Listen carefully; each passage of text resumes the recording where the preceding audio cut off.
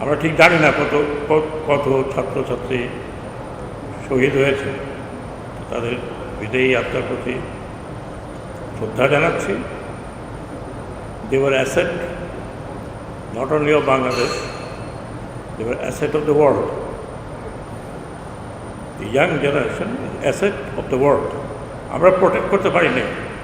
আমি যেটা মনে করি যে গতকালকে সেনাপ্রধান কথা বলেছেন, আমি ঠিক জানি না উনি কী বলেছেন।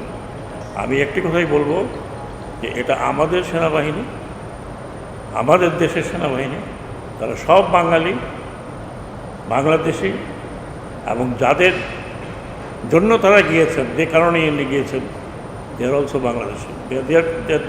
তারা আপনাদের সন্তান, তারা এডুকেশন করে আসছে। ছোট জিনিস ছিল, সেটা অনেক বড় হয়ে গেছে। তো বিশাল পলিটিক্যাল প্রবলেম আছে। আমি তার মধ্যে এইখানে আপনাদের সামনে যাচ্ছি না। আমি শুধু এটুকুই বলবো, আমি রিকোয়েস্ট করব যে আমার ব্রাদার অফিসার যারা সার্ভিসে আছেন এবং সেনাবাহিনীতে যারা সদস্য আছেন, তারা প্রথমে চিন্তা করবেন যে দে আর বাংলাদেশি, এবং তাদের দায়িত্ব হচ্ছে এই সেনাবাহিনীকে রক্ষা করা। কোনো ব্যক্তিগত স্বার্থের মধ্যে যাবেন না। এই সেনাবাহিনী অন্য সেনাবাহিনীর মতো নয়। এই সেনাবাহিনী তৈরি হয়েছে মুক্তিযুদ্ধের রক্তের মধ্যে দিয়ে।